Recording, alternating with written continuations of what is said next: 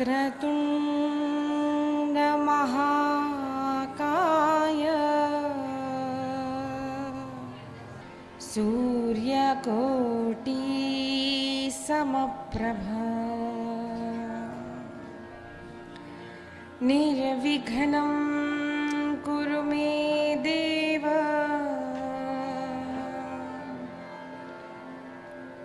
सर्वकार्येषु सर्वदा।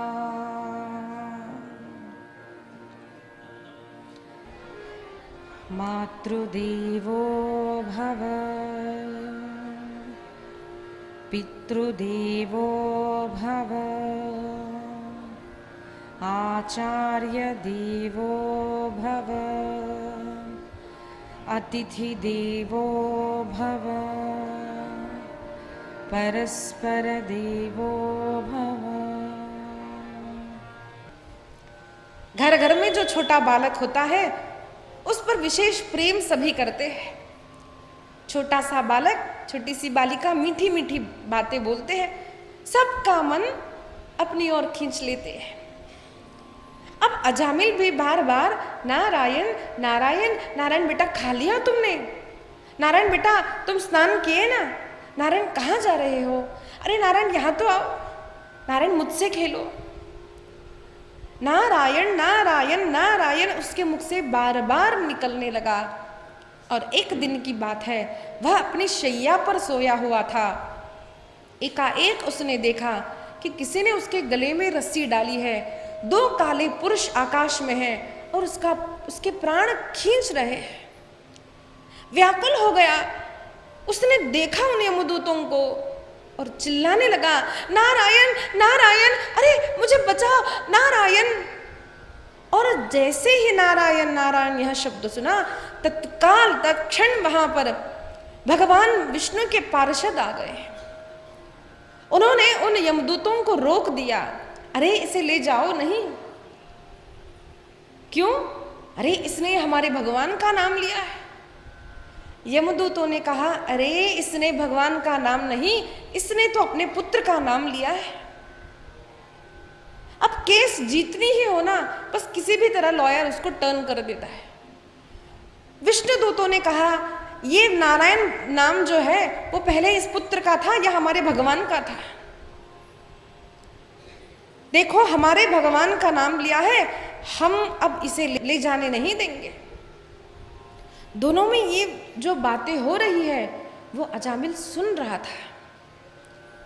अरे मैं मरने वाला हूं, मुझे ये ले जा रहे थे और पार्षद आए और इन्होंने रोक दिया। क्यों? क्योंकि मैंने नारायण नारायण कहा।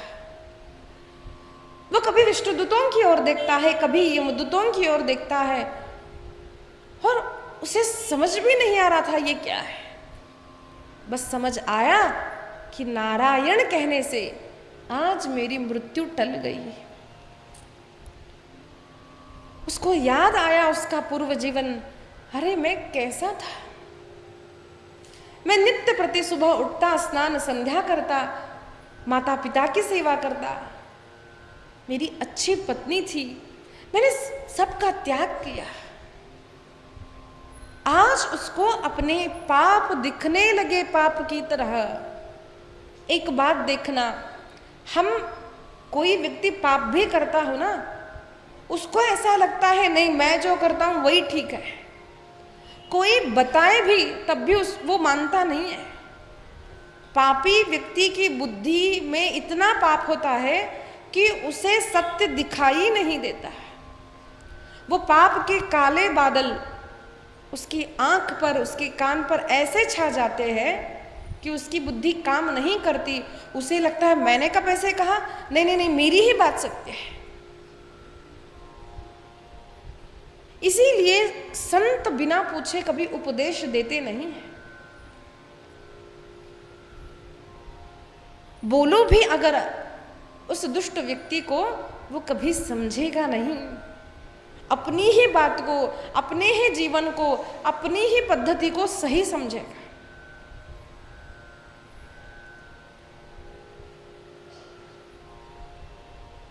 आज उस अजामिल की बुद्धि में परिवर्तन आया। क्यों? क्योंकि संतों का समागम हुआ, मृत्यु का भय उसने देखा और उसने वो वार्तालाप देखी। अरे एक बार नारायण नाम उच्चारण करने से अगर मेरी मृत्यु टल गई तो मैं अखंड अगर नारायण नारायण करूं तो मेरा जीवन कितना दिव्य हो सकता था। कोई बात नहीं, भले ही देर हो, लेकिन अब भी मैं ले सकता। उसी प्रकार चंचुला ने किया, वही अजामिल ने किया। जब हमें समझ आए कि हमने गलत किया है, तत्क्षण उसे छोड़ दो, तभी से नाम स्मरण करना आरंभ कर दो, तभी से सत्संग करना आरंभ कर दो। फिर देखना जीवन कैसा सुंदर हो जाएगा। वाल्मीकि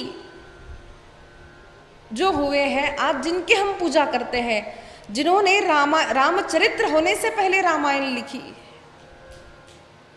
ऐसा रत्नाकर नामक वो डाकू पाप करता, लोगों को मारता, लूटता, धन लूटता, नृशंसता से लोगों को मारता, लेकिन जब उसे नारद जी महाराज का दर्शन हुआ तो वह बदल गया। पहले तो उसने नहीं माना। नारद जी ने कहा कि देखो, ये सब जो तुम कर रहे हो ना, वो किसके लिए कर रहे हो? उसने कहा किसके लिए क्या? हर मनुष्य पाप धन कमाता है, जो भी कमाता है अपने परिवार के लिए कमाता है। मैं भी अपने परिवार के लिए कर रहा हूं। तो उन्होंने कहा क्या वो परिवार तुम्हारे पाप में सहभागी होगा? बिल्कुल होगा। तो नारद जी ने कहा बस बातें मत करो, जरा कंफर्म तो करके आओ। नारद जी ने कहा मैं भागूंगा नहीं, आज मुझे झाड़ से बांध दो, पेड़ से बांध दो। खुद को बंदी बना लिया। और वह रत्नाकर जब घर जाता है तो पत्नी से पूछता है, अरे पत्नी, अरे प्रिय, तूने एक हार मांगा, मैंने 10 हार लाकर दिए। तूने एक साड़ी मांगी, मैंने 100 साड़ियां तुम्हें लाकर दी। और तुम जानती हो कि मैं किस तरह से धन कमाता। पति पत्नी जानते हैं कि हमारे घर किस प्रकार से धन आता है। अगर पत्नी ने पति को नहीं रोका पाप करते हुए, तो वो पत्नी कैसी है? अगर पत्नी को पाप करते हुए पति ने नहीं रोका, वो पति कैसा है? पतन करने से रक्षण करने वाला जो हमारा सहभागी होता है जीवन का, उसी को पत्नी और उसी को पति कहा जाता है। धर्म के लिए दोनों का जीवन है, लेकिन असावधान थे। पत्नी ने कहा जानती हूं। फिर उसने पूछा मेरे पाप में सहभागी हो? नहीं नहीं नहीं, आपका पाप आप जानो। अरे मुझे तो विवाह करने के बाद पता चला आपके ये सारे धंधे। विवाह से पहले पता होते तो मैं आपसे शादी ही नहीं करती। माँ बाप ने भी कहा, पुत्र ने भी कहा। जब ये सारी घटनाएं होने लगी तब वो अंदर से जाग गया। अरे जिस पत्नी के लिए धन कमाया, जिस माता पिता के लिए धन कमाया, आज वो मेरे पाप में सहभागी नहीं है। और जीवन का यही सत्य है। जब तक हमारे पास धन है, सारा परिवार, सारे मित्र, बंधु हमसे बड़ा प्रेम से बात करेंगे। उन्हें आप किस तरह धन कमा रहे हैं उसकी कोई चिंता नहीं, बस हमें धन मिल जाए, हमारा फायदा हो जाए, बस। एक सच्चा मित्र, एक सच्चा साथी, अगर वह साधु हो यानी अच्छा हो, धर्म मार्ग पर चलने वाला हो ना, वैसा ही कोई संत अगर आपके जीवन में हो वो आपको रोकेगा। देखो गलत कर रहे, देखो गलत, उसे भले ही बुरा लगे। जैसे महाभारत में जब धृतराष्ट्र पाप करता था, विदुर उन्हें बार बार बोलते, भैया आप गलत कर रहे हो। एक मंत्री की तरह कहते, राजन आप गलत कर रहे हैं। क्यों? उन्हें ये स्वार्थ नहीं था, भले क्रोध आए हमें मंत्री पद से निकाल देंगे, भाई होने के नाते क्रोध आए घर से निकाल देंगे, लेकिन मैं अपने जीवन में कभी असत्य का साथ नहीं दूंगा। ये हमारे जीवन में होना चाहिए। अपने घर वाले, अपने मित्र, अपना परिवार, इनमें से कोई भी गलत मार्ग पर जाता हो, उन्हें सावधान करो। भले उन्हें क्रोध आए, भले अपमान करे, लेकिन साधु पुरुष जानता है कि जब मृत्यु होगी इसकी दुर्दशा होने वाली है। इस स्त्री की, इस पुरुष की दुर्दशा होगी। वो भाई हो, वो पत्नी हो, वो संतान हो, कोई भी हो, रोको उन्हें। और कौन रोक सकता है? जिसके जीवन में धन की प्रधानता नहीं, जिसके जीवन में धर्म की प्रधानता है। आज मनुष्य अपने धन के लिए, अरे मैं अगर इनके विरोध करने लगूंगी तो मेरे घर में मेरी स्थिति क्या हो जाएगी। अपने स्वार्थ के लिए, सुख की अपेक्षा के लिए धर्म का साथ जैसे ही छोड़ा, तभी हमारा पतन आरंभ होगा, ये जान लेना है। धर्म करना यानी कोई दान करना, पूजा करना, ये नहीं है। धर्म करना यानी हर बात पे बोलने में, चलने में, कथाकार ही, कथा करने वाला कोई संत सन्यासी ही धार्मिक व्यक्ति नहीं होता। धर्मात्माओं में विदुर जी की गिनती की जाती है, जो कि एक मंत्री है। हमारी भाषा में कहे तो एक मिनिस्टर है। A minister can also be a धर्मात्मा। प्रहलाद है, असुर बालक है, सारे दुष्टों का जो राजा है हिरण्यकश्यपु, उसका पुत्र, वो धर्मात्मा है।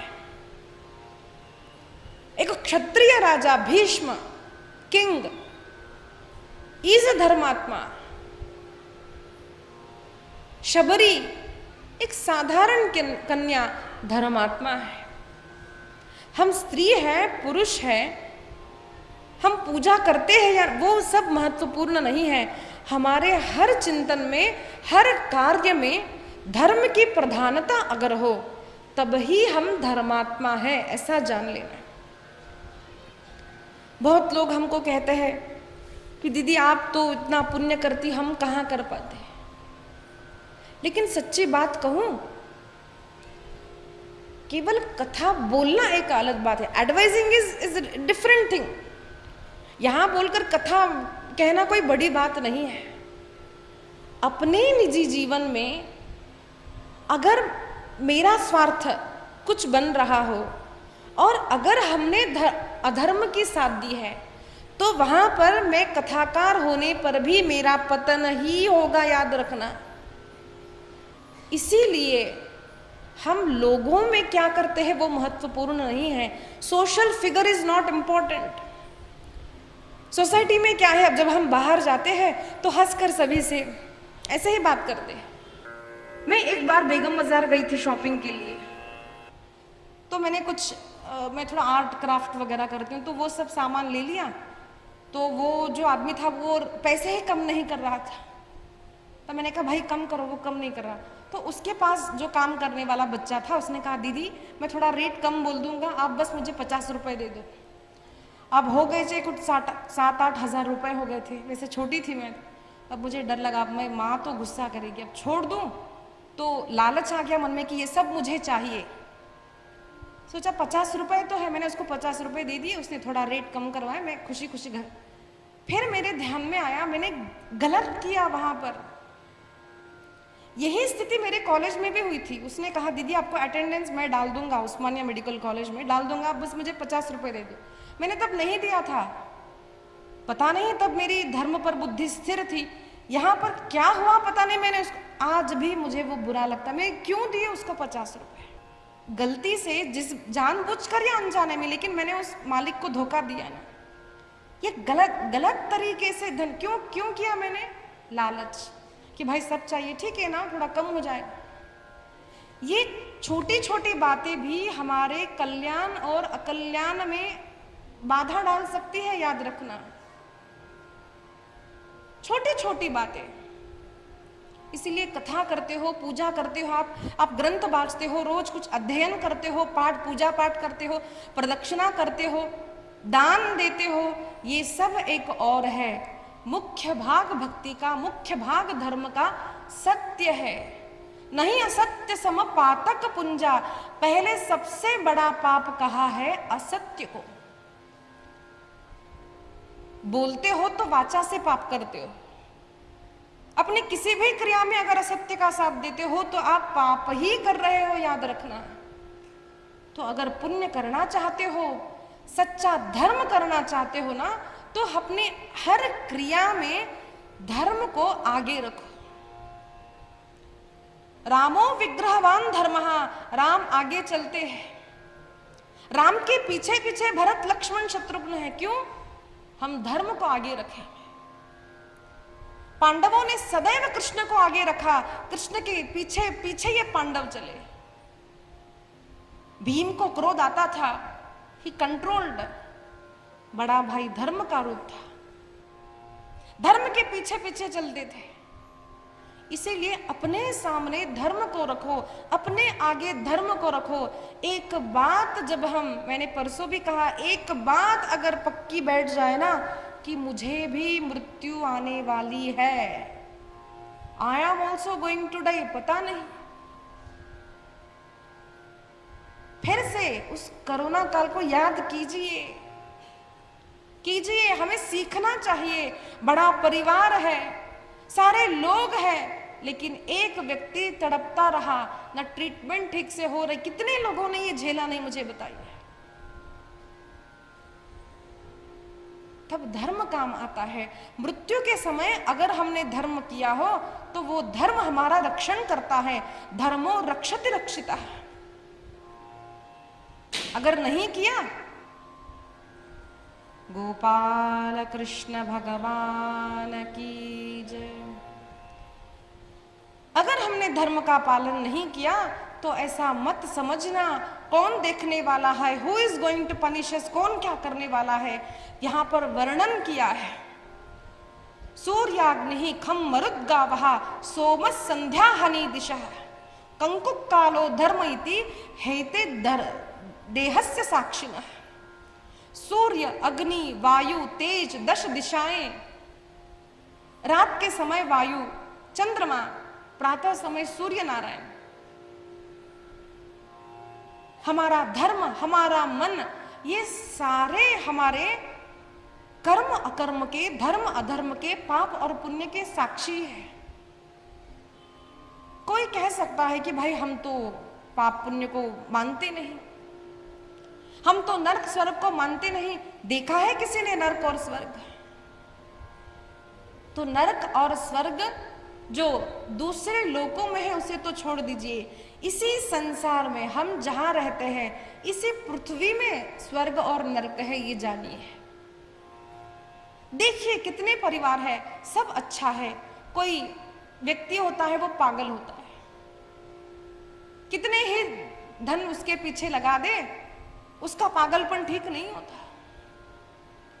कोई व्यक्ति होता है खूब धन है लेकिन व्यक्ति बिस्तर पर ही पड़ा है, 2 नर्स उसके लिए लगाई जाती है, करोड़ों की प्रॉपर्टी है, काम नहीं आती, सब कुछ है, संतान नहीं हो रही घर में।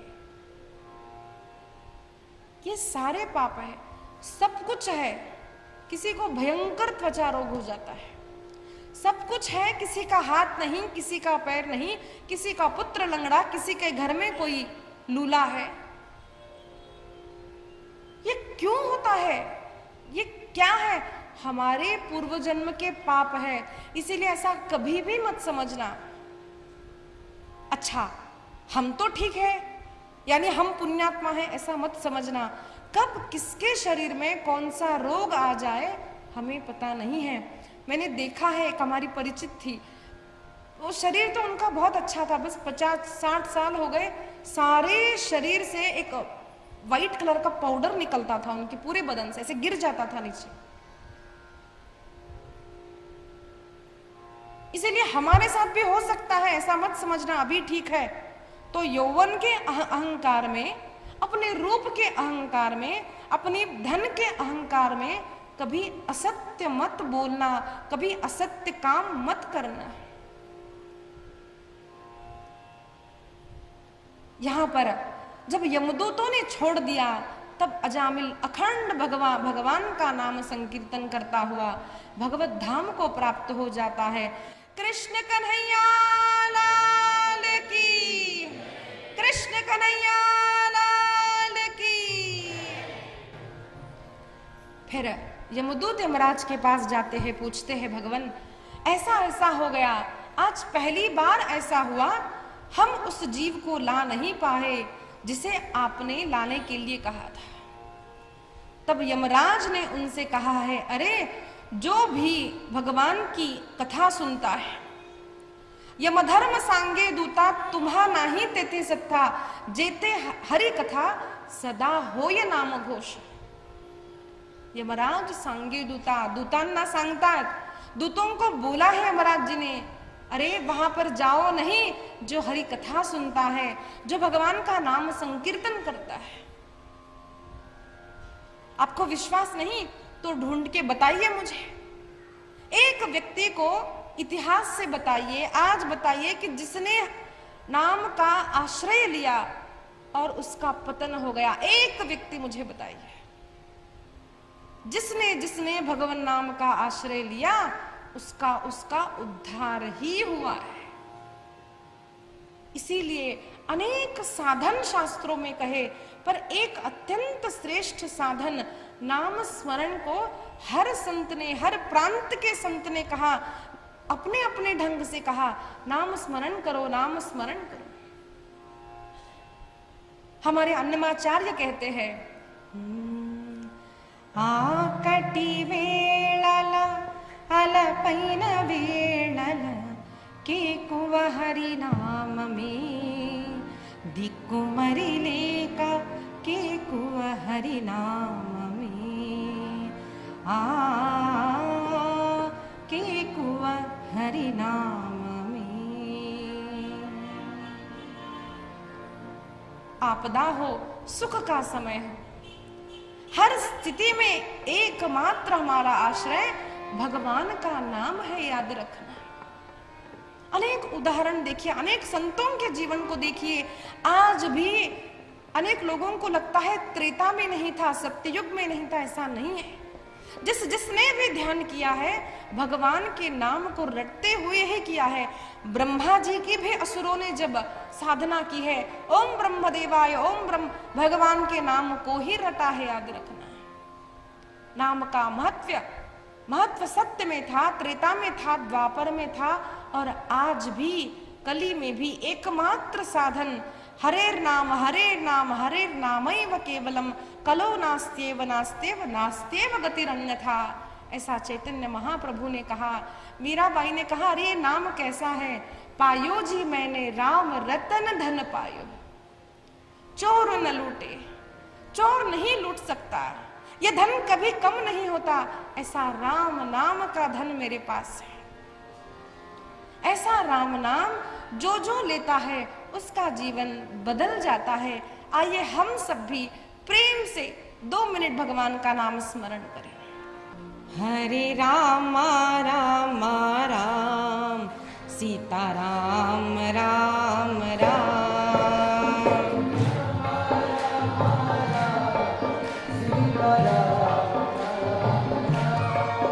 हरे राम राम राम सीता राम राम राम,